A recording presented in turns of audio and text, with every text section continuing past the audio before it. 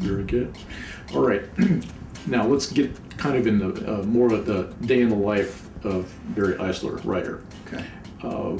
What's your typical day like, if such a thing exists? It doesn't, actually. So just as I was describing that changing ratio of thinking to writing, as the novel goes along, the year is, every day in the year is fairly varied.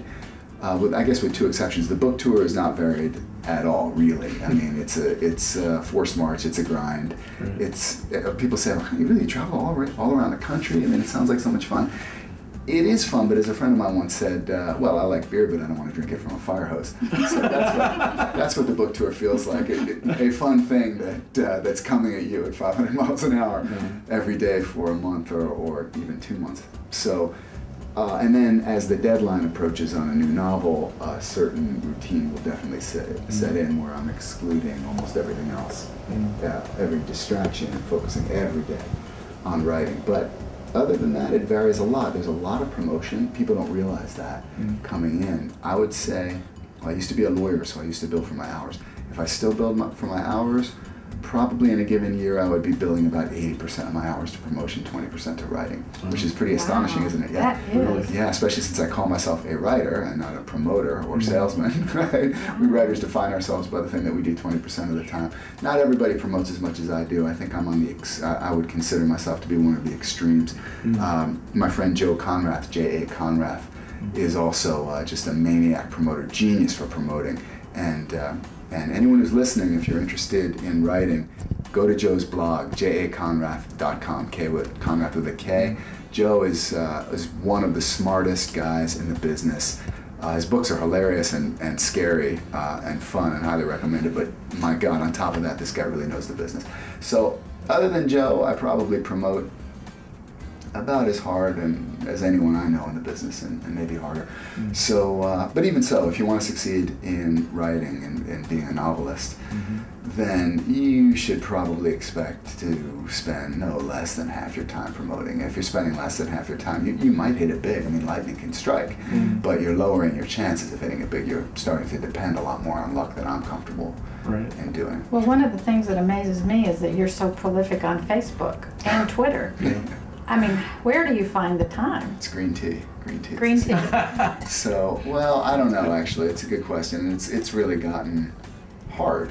When you first start, if you get one, I remember the first time I got fan mail through my website. You know, someone said, hey, I read Rainfall, I really liked it. And I was dancing around the house. After a while, it becomes a burden, and that sounds, even as I say that, it sounds ungrateful. I don't mean it that way. It's a wonderful burden to have, but it becomes a challenge to try to keep up with all the people who have essentially met you through your books, remote in time and distance, right? I mean, my books are now read, I'm very pleased to say, in well over 20, well, more than 20 countries, more like 20 languages in a lot of different territories. So it's a wonderful thing. I've touched a lot of people through my books, people who I would otherwise never have met. But a significant portion of those people like to get in touch, and the internet creates an expectation that we're going to be able to stay in touch. And it's a challenge because writing a book a year is already not unduly burdensome. It sounds like, I think, a little more than it is. I mean, if a manuscript's 100,000 words, if you write three pages a day, that's 1,000 words a day. That's really not that much. You should be done with the book in 3 months. That's not all writing like that, right? There's a lot of thinking and that sort of thing. But it does give you an idea of, like, 100,000 words in a year shouldn't be that difficult. But the promotion makes it difficult. So the promotion is like having my old day job, being a lawyer and trying to write the novel amidst the demands of the day job. So yeah, I do try to keep up with people as best as I can. It has gotten increasingly challenging, and now I just have gotten to the point where I can't always. There's a message on my Facebook page that says I'll try to respond, but please forgive me. I just can't always. It's not possible. Otherwise, you can't write the books anymore. So. I think people understand that I hope pretty so. well. I hope so. Yeah, although because you're so personable and accessible, it does create an expectation that, yeah, you'll respond soon, right? And yeah, but see, it's really impossible. Yeah. Going back to what Cindy brought up, and that is on Facebook, you released several chapters of Fault Line in PDF form. What inspired you to do that? Well, it was pure marketing, really. The idea was we'll try to get people addicted to those first few chapters, and then you did. I'm glad to hear that. So, yeah, it's just a way, and I was going to say a creative way, but the truth is it's not even really that creative anymore. I mean, I don't know who did it first. My hat is off to whoever it was. It's a good idea, but it's a teaser. I mean, I guess it was being done in magazines probably all the way back in the time of Charles Dickens, right? Serial. Exactly. It's a kind of serial. The difference being that on the internet most things are free, so you have to say, all right, we're going to give away whatever we're giving away. They're not paying for the first chapter in the price of Life magazine or whatever. They're getting it for free, so we try to get people addicted with those free samples, so that after the first 6 chapters, we're very, very sorry, but now you actually have to go out and buy the thing. It's like a movie trailer. You can think of it the same way.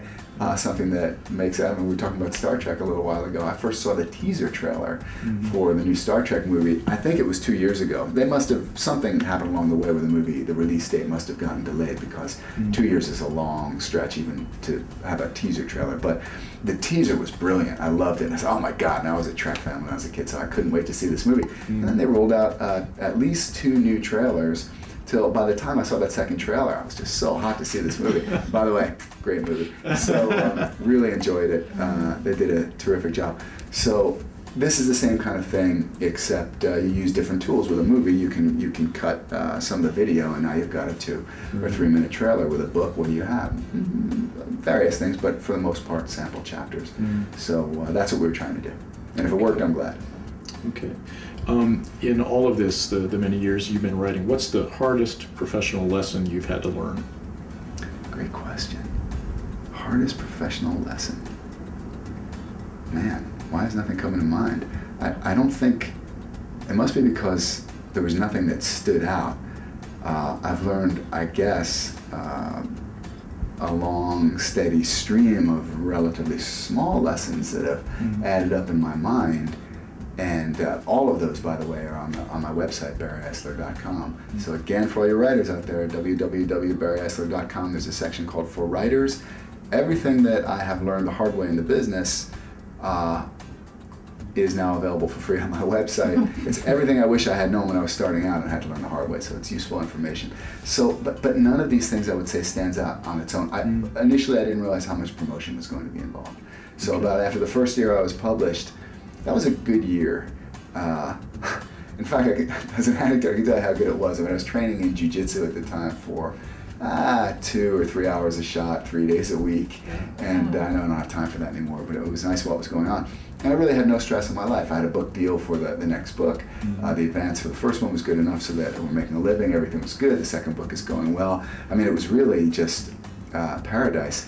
And I had chickenpox when I was a kid. And during that year, I got shingles, which can happen if you had shingles. It wasn't bad. It was a very mild case, I'm glad to say. But the point of this story is I went to I had like a little rash. It was like a sunburn or something. It was a little weird.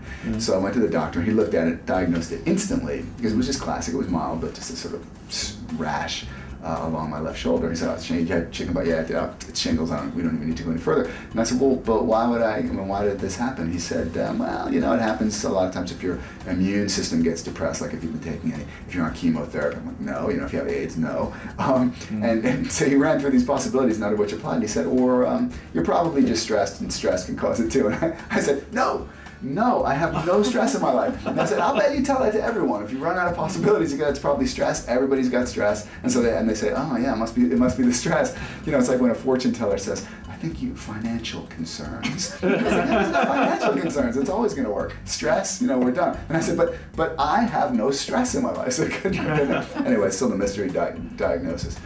After that year, I started catching on that actually you should have some stress in your life. This is a business. It's not like you're just the artist and you produce a manuscript every year and your publisher will go out and make it a big business success. That's the theoretical ideal from the artist's perspective.